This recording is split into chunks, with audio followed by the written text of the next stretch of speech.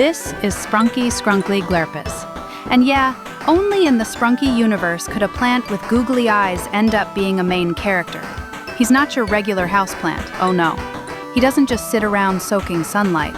Instead, he's plotting world domination, one awkward smile at a time. People say, bro, he's just a green ball in a pot. But that's Sprunky logic.